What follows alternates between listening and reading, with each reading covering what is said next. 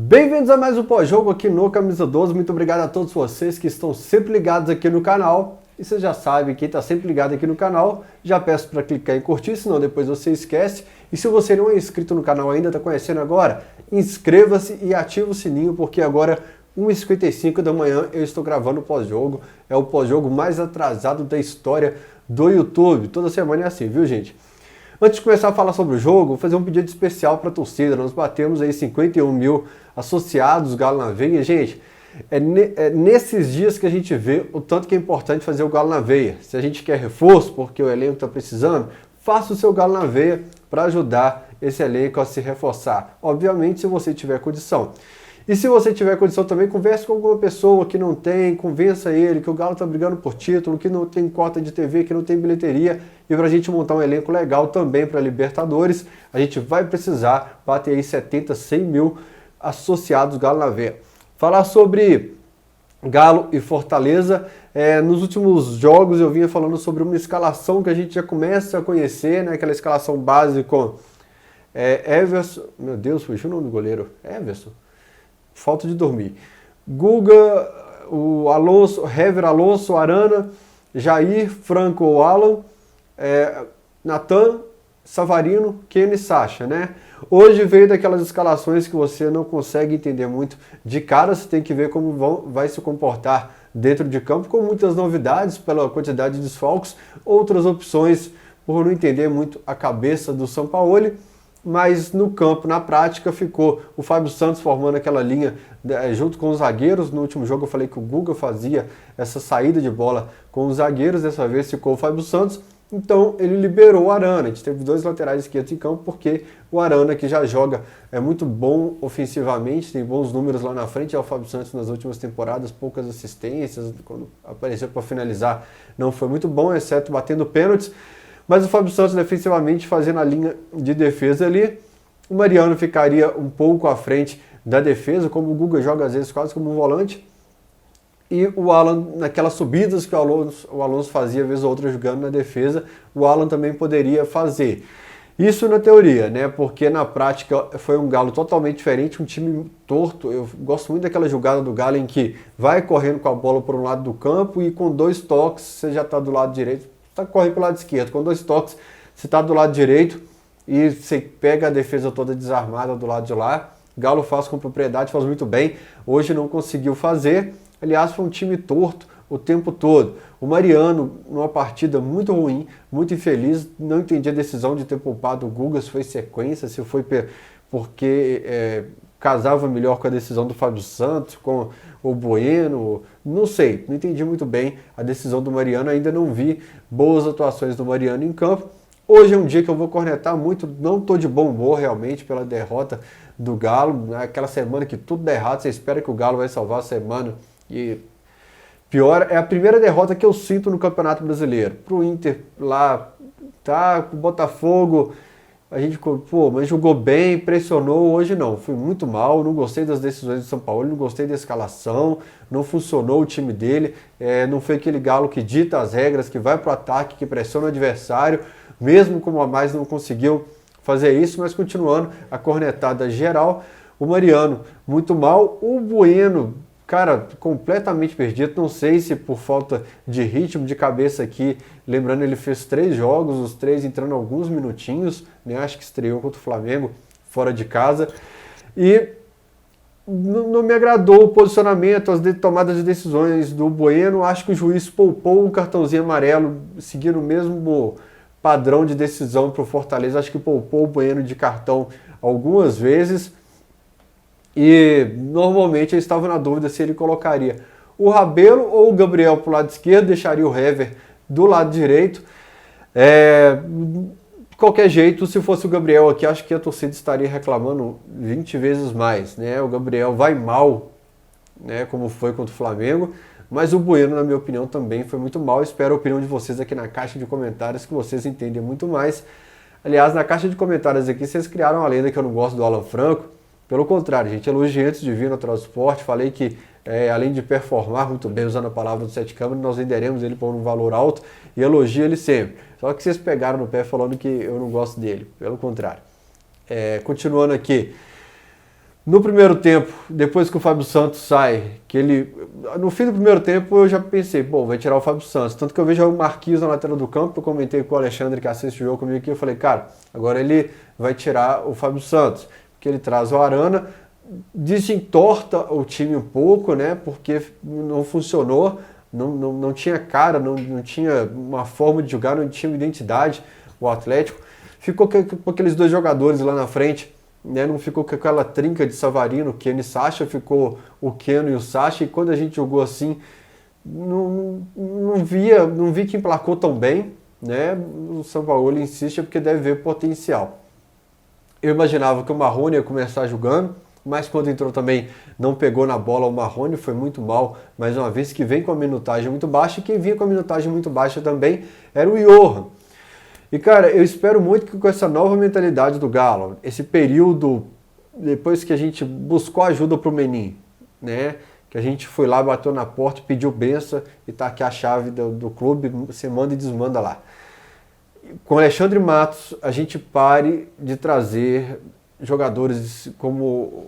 De tudo que deu certo até agora foi o Roger Guedes, né? No Palmeiras, o Johan não contribui com nada. Eu falava muito que eu não via Patrick com nível de Série A para jogar pelo Atlético. Talvez o nível de Série A, mas jogando tipo no Sport, nas equipes que não briguem na ponta. Se o Johan é de nível de Série A, ele tem que jogar nessas equipes que brigam mais na parte de baixo da tabela, tipo um Coritiba, né? Vai lá pro Coritiba, Johan, vai ser rei lá. Enfim, mais uma vez, não agradou a atuação do Johan também, mas hoje aqui não teve aquela movimentação que eu falei, que o Sacha sai para deixar alguém ser protagonista. Como o comportamento do time estava diferente hoje, o Sacha ficou na área, recebeu, finalizou e marcou. Hoje no Lateral do Esporte eu falei que se tivesse um esquema maluco por causa dos desfalques que estão nas eliminatórias da Copa do Mundo, provavelmente o São Paulo já teria treinado na semana passada, porque ele sabia, olha, acabou o jogo contra o Vasco, no outro dia recupera fisicamente os jogadores, embarca para Fortaleza, não tem tempo para treinar. Então eu acho que o São Paulo passou todas as informações necessárias desse time, dessa formação, na semana passada, para o time, né? Então, creio eu que não foi tão surpresa assim. São Paulo que hoje teve alguns desentendimentos com a comissão técnica ali do Rogério Ceni, com o banco do adversário, e eu considero que o Ceni é um técnico promissor e falo olho nele, né? A gente tem a rivalidade com ele dentro de campo, teve aquela brincadeira do Ronaldinho de pedir água que depois pega a bola, toca para o jogo, fazer um gol aos 13 minutos do dia 13 de fevereiro de 2013. E o Ceni é um treinador diferenciado, não só porque ganhou todas do São Paulo, desde que o São Paulo veio trabalhar no Brasil. Graças a Deus saiu do Cruzeiro, eu acho que ele livraria o Cruzeiro do rebaixamento. É um treinador com uma visão diferenciada, sou fã dele como treinador, acho que vai dar muito trabalho ainda. Treinador que costuma irritar a gente, porque amarra demais o nosso time, é esse que é bom. O cara quando irrita a gente, porque amarra o seu time quando está do outro lado. Então, creio até que no futuro aí a gente vai estar pedindo o Sampaoli por aqui. Um cara que eu sou muito puxa-saco dele, defendo muito, é o Alan, né, que falhou bizonhamente na hora do gol. Mas alguém que eu já elogiei muito aqui no Camisa 12, que me decepcionou mais ainda no jogo de hoje, foi o Marquinhos, que não acertou nada. Nada. Você não vê um lance do Marquinhos que ele tomou a decisão certa, que ele fez a movimentação certa, que ele marcou certo. Foi um 0 à esquerda em campo hoje. E aí a gente começa a entender, às vezes, a decisão do treinador, que o Marquinhos não entrava em campo desde a derrota para o Santos, né? Vinha jogando todos os jogos do Campeonato Mineiro, acho que só ficou de fora de um jogo. E depois do jogo contra o Santos, não entrou mais em campo o Marquinhos. Aí pode ser aquele mesmo pensamento do Bueno, do falta de ritmo, sabe? Do cara que não é titular todo jogo, que o time já está mexido, já está uma bagunça, você entra e tal.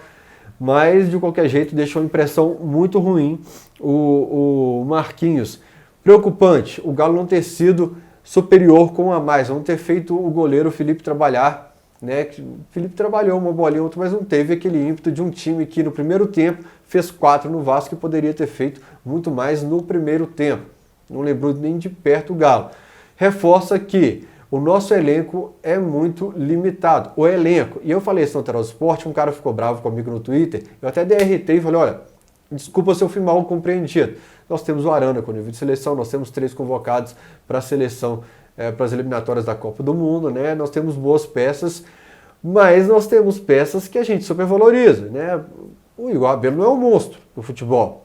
O Hever é criticado pela própria torcida no passado. Eu repito, o Sacha, nenhum brasileiro morre de amores, queria o Sacha no time dele, assim, do tipo, vamos contratar o Sacha e tal.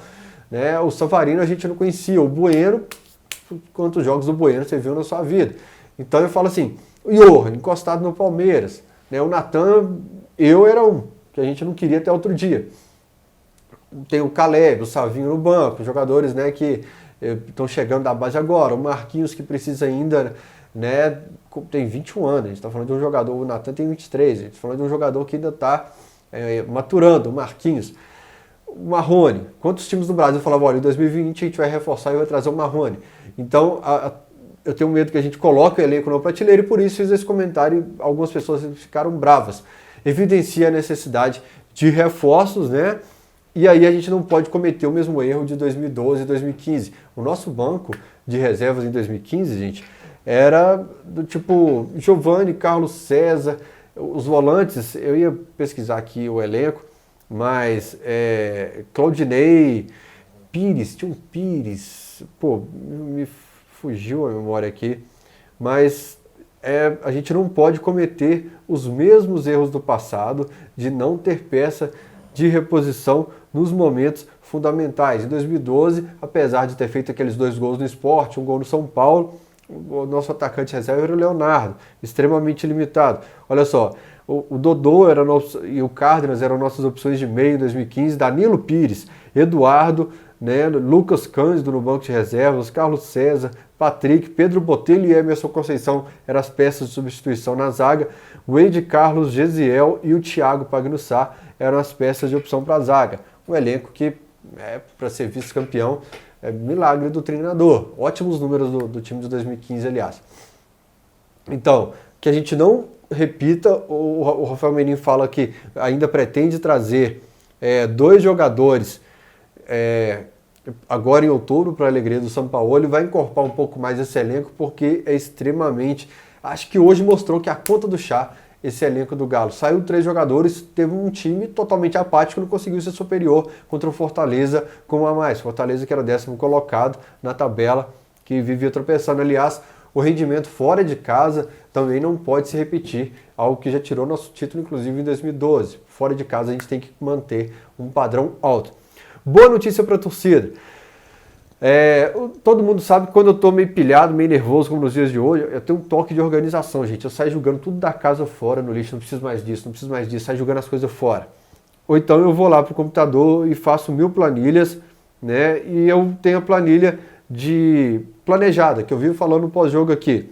Eu vou colocar na tela o print do Excel. Eu não vou fazer arte no Photoshop, porque eu não sei mexer nesse tempo, estou ficando velho, estou um desastre para a tecnologia. Mas a gente ainda tem um aproveitamento, um rendimento melhor que o do Flamengo ano passado. Não estou falando por rodadas, porque pode ser que na primeira rodada, em 2019, o Flamengo tenha enfrentado o Asa de Arapiraca, CSA, e esse ano enfrentou o Atlético. Eu estou falando assim, ano passado, contra o Corinthians fora de casa, qual foi o resultado do Galo? Qual foi o resultado do Flamengo ano passado? Qual foi o resultado? Deixa eu pegar na prática, o Flamengo ganhou do Fortaleza fora de casa ano passado. O Flamengo empatou com o São Paulo em casa, eu lembro bem desse jogo. Foi o último empate como mandante da temporada do Flamengo. O Flamengo empatou com o São Paulo como mandante em 2019. O Galo ganhou do São Paulo como mandante esse ano. Somando o desempenho, mas o Cruzeiro caiu, o CSA, como você faz? Substitui pelos times que subiram, né? Eu tenho até uma tabelinha aqui das minhas substituições. O Bragantino vira o CSA, o Atlético Goianiense o Cruzeiro, o Chapecoense o Curitiba, o Avaí o Sport. O nosso rendimento em relação ao Flamengo ainda é superior, né? Um pontinho a mais. Contra esses mesmos times em relação a 2019, a campanha do Flamengo, a gente ainda tem um pontinho a mais. E o melhor, na minha tabela planejada, que eu fiz uma mexida nela, uma adaptação de acordo com a força dos times em 2020, o percentual de aproveitamento do Flamengo, e eu vou colocar na tela agora, primeiro só do Galo para não assustar vocês, porque senão vai ser muita informação. O aproveitamento do Galo esse ano, eu tô pensando aqui que o print vai ficar meio pequenininho na tela, acho que eu vou colocar todos os Palmeiras e o Flamengo de uma vez. O Galo, ele tinha previsto, de acordo com os adversários, 25 pontos e ele fez 27. Fael, como que você define isso? Em casa você tem que ganhar todos os jogos, exceto um, que normalmente eu coloco um clássico. Como o Cruzeiro caiu para a segunda divisão, eu coloquei derrota para o Santos, que eu acredito que não vai entrar nessa briga. Eu não coloquei derrota para o Palmeiras, Flamengo, então você pode perder um jogo em casa como mandante. Eu coloquei que a gente pode perder para o Santos como mandante. Escolhi um time que não seja um dos que estão brigando com a gente ali, como Palmeiras, Flamengo. Então você pode perder um jogo. E como visitante, Fael, você tem que empatar 3 jogos. Você pode empatar com o Fluminense, com o Botafogo e o Bahia, que são 3 times que eu escolhi porque o Sport eu coloquei que a gente tem que ganhar, o Goiás tem que ganhar, você tem que ganhar do Curitiba fora, do Ceará fora, do Bragantino Red Bull fora e do Atlético Goianiense fora. Você pode perder para o Atlético Paranaense fora, para o Corinthians fora, Flamengo, Fortaleza, para o Internacional, para o Santos, Palmeiras, São Paulo e Vasco fora. Coloquei de acordo com a força do elenco esse ano no Campeonato Brasileiro. Então, com a expectativa de pontos, a gente tinha que fazer 18 pontos em casa, a gente fez os 18, e a gente tinha que fazer 6 pontos fora, e a gente fez 9 até agora. E nesse mesmo cálculo de tabela planejada, de onde você pode perder, olha, fazer o dever de casa, o Flamengo tinha que fazer 18 pontos como mandante, fez 11, e dos 11 que ele tinha que fazer como visitante, ele fez 13. Resumindo, dos 29 pontos previstos para o Flamengo, porque considerando que, o Flamengo enfrentou equipes mais fáceis até o momento. O Flamengo tinha que fazer 29 pontos, ele fez 24. Ele fez 82% dos pontos que ele tinha que fazer. O Galo, dos 25 que ele tinha que fazer, ele fez 27, então ele fez 108%. E o Palmeiras, que eu não coloquei os demais times, que eu também tenho que ter vida, eu não posso, viver por conta disso, pelo amor de Deus, me ajuda aí. O Palmeiras, ele tinha que fazer 21 pontos, fez 22. Então o Palmeiras, apesar dos tropeços, ele está com 104% de aproveitamento, o rendimento dele está ok. São essas planilhas malucas. Se eu for compartilhar todas as planilhas malucas com vocês vão ficar doidos também, igual eu. Então melhor que não faça. Vamos ver o aproveitamento do Galo, comparando a campanha do Galo com o ano passado. Com esses mesmos times, ano passado a gente fez 15 pontos, esse ano a gente fez 27. Como mandante, ano passado a gente fez 10, esse ano 18. Como visitante, ano passado a gente fez 5 e esse ano a gente fez 9. Enfim, é uma mensagem que eu queria deixar para vocês do copo meio cheio nesse campeonato brasileiro. A gente enfrentou equipes mais difíceis, o Flamengo não está fazendo o dever de casa, nós estamos fazendo. É continuar fazendo contra o Goiás, tem que ganhar. E aí depois a gente conversa pra frente, eu vou tentar compartilhar com vocês, que eu sei que alguns malucos aí do outro lado também gostam. Bola pra frente, bora fazer o Galo na veia, bora jogar esse time pra cima, ter confiança que chegarão reforços bons. O Rafael Menin falou que, vou usar as palavras dele, que o Galo esteve perto de contratar algumas peças de última hora, não vingou, perdeu para outros clubes, outros investidores, como aquele do Tajeres, que me fugiu o nome dele agora. E ele fala que depois do Campeonato Brasileiro eles já sabem quais jogadores do Galo podem ser negociados, quais já tem aquela conversa, aquela especulação, qual está rendendo bem, que sabe que vai chamar a atenção do mercado. E eles já têm um banco de dados de jogadores que eles vão, sabendo quanto vão fazer a proposta para ser jogo rápido. Vendeu, trouxe rápido. Isso me conforta muito saber que a gente já está com um passo à frente. Grande abraço para vocês. Desculpa o pós-jogo de poucos sorrisos hoje, mas tudo muda. Como diria meu amigo Bolivar, atrás de morro vem morro, que vem o próximo morro. Abraço, tchau.